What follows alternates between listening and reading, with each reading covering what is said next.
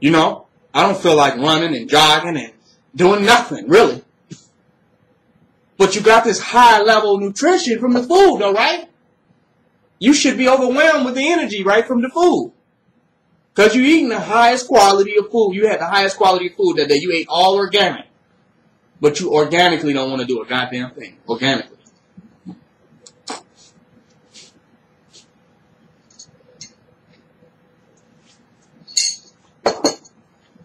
You're organically lazy.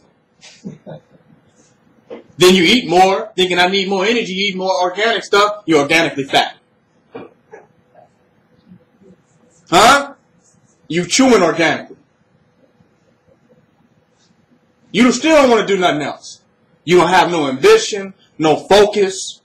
You can't start a task and finish it from beginning to end. What's the problem? You got the best food, right? On days that we eat organic, we should be able to do laps around the planet, around meat eaters, right? What's the problem? What's going on? We're overdosing. We can overdose on the nutrition, right? What's the effect that we're going to get if we overdose on nutrition? Are we going to have more energy, all this radiant energy? Mythology. You're not going to have more until you go in those moments and choose to have more energy. Do you hear me? When you go within to the well springs of power within yourself in those moments and choose to push forward, like a woman in labor, you're pushing more energy out of you. I'm not going to stop now. You're breaking through. And your expanders are getting bigger, right? Your capacity to hold energy is growing. So tomorrow, you have what you pushed forward from yesterday. You see what I'm saying? This is how we get more powerful. We keep channeling our energy, pushing it further past the resistance of the material world. The material world is dense. The laziest people can't push the life force energy of themselves through the density of the material world. Do y'all hear me? It's so dense, they just want to sit down all day and just do nothing. They're intimidated. And then it's not a physical density in the sense of that they're physically lazy. It's a mental density. Where even the smallest thing would be too much. Well, I just need you to pick up 500 pieces of lint. Too dense. I can't do it. I won't do it. I can't do it. Do you hear me? 500 pieces of lint is nothing. It's light. Am I correct? But if we said pick it up one by one, the density of the material plane, right? The gravity of thought and consciousness weighs so heavy. They say, I can't do it. I'm not picking up the 500. I can't pick up the 500 pieces of lint. We come back, the 500 pieces of lint are there. When we become more dynamic and more energy, more energetic, more alive, more vitality in ourselves, then we help push people past their energetic blockages by them even being in our presence. Because we're so fired up, we like, yes, you can. You understand what I'm saying? You can push through that. You can make it through that. Yes, you can do that. You can put, your energy can rise above that. You can put that energy forth. Go ahead. You can make them. You can handle that. So we're motivating them because we're sharing the dynamic force of our energy with them. But our ability to motivate more people and larger amounts of people down to our entire community will require that we bring more energy from within ourselves, more chi, more prana, more life force into the planet, right? Because now you have to motivate all these people. We have to share our energy to move them past the blockages to get their thing spinning, right?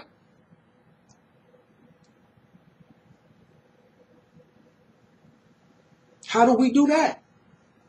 Some say nutrition is what you eat. No. It's not what you eat. If you eat nothing, if you eat little, you can still bring dynamic energy out of yourself. It's about your willpower, what you will to do, and what you realize. If we stay focused and know that the energy is inside of us, we can challenge ourselves to bring more of it out in each and every moment of our existence. And when we challenge when we challenge our myths about how we perceive the day. And I want to go deep here. We got a myth about how the day is going, what people think, how they feel. Everybody seems mad today. Everybody seems depressed today. Everybody seems they don't want to do nothing. Everything's working again. Myth. At them moments, push your energy further. You follow what I'm saying? That's the myth talking. Because energy has no myth. It's raw. It has no perceptual framework. It takes us to perceive it. It's just energy in motion, ready to be utilized and directed by those who realize themselves as the directors, those who realize they're in the driver's seat at that moment. So we got to realize when we have taken up a defeatist, when we have chosen a defeatist myth about things, and they call that a defeatist attitude, where you didn't gave up before you even got started. You're giving up, and you think that the circumstances are real. But the circumstances are relative to the amount of energy that you're willing to put forth. Because when you put more energy forth, you say, like, well, I could have did that anyway. That wasn't nothing. Wow, I made it through that. But the myth that's relative to the lack of desire to put out more energy seems like the total reality. We ain't going to be able to do this. This is just that and other. Then you get the negative mind, which are mythological thoughts. The whole negative thinking process of how the mind works is all myth. And it's energy that does not see itself. It actually believes that it is limited to the myth that it has created. When it sees its source, then it pushes forward and produces more. If it don't see its source, then it just generates the myth. The myth would be the present circumstances that it believes that it cannot go beyond. You follow what I'm saying? But once it said, wait a minute, let me just put more of myself out, then the illusion of what the dense circumstances are dissolved. And we ascend to a higher level in those moments. That means we have to have moments of ascension. If we're not having moments of ascension every day, something is wrong. That means we think we've reached a limit of what we can do, be, and have. And once we reach that limit, we ascend beyond that perception by putting more energy forth. Do y'all hear me? I reached my limit. I got to stop. This is it.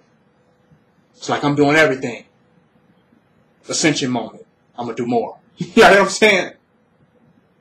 That's about it for the day. I don't have this, that, and I need. These circumstances are not working my way. This is not going like I wanted to do. All mythology. Ascension moment. Y'all feel me? Because we will not get past those circumstances until we become the navigators and skyrocket beyond the illusion of these circumstances. They're not going nowhere until we bring more energy into the universe. Our life is not going to change in any way until we bring more energy into the earth. Our community is not going to change until we, as a people, bring out more energy for transformation. If we don't bring the energy out, guess what? It's going to look the same as it did yesterday. It's going to reach the level of our capacity to bring dynamic energy in the planet. We say we want more, but we think of that as capitalistic. We want more money. We want more people. We want more material. We think once we get more of these things, that then we will get more of something else. But you know what we really are asking and what we really need is more energy. You put more dynamic energy into this plane from within yourself. We propel all these things in motion that happen in our life. We want more people here, then we need what? More energy to dialogue with them, right? More energy to connect with them. More energy to propel them further. Am I right? Or how are they going to show up? We don't have enough energy to make it through the density of those of whom we're in association with, and then we're going to create world change. We're not going to create world change until we can become so animated and so energized that we can bring a quality of energy into this planet that moves the whole thing into a different direction. Do y'all hear me? Wherever we see world change, we see beings of great energy fields. That's a fact. These beings have great energy coming from them to move, motivate, and animate this planet, to create eras. So much energy that their existence during that particular time created an era based on the change that they caused, a whole new era. What am I saying? We got to become more energized. We don't want more by wanting more. We don't get more by wanting more. We get more by tapping into more energy at times when it's most relevant for us to ascend to greater levels of experience. Black supremacy needs dynamic energy. We got to go beyond giving up. Go beyond our perception of limits, which are myth. Go beyond the codependency, the type of codependencies that limit us from what we can achieve. That's the same thing as saying, because if somebody else is negative, because them, those, and they are negative, then I have to be. Do y'all hear what I'm saying? That's when I say the codependencies.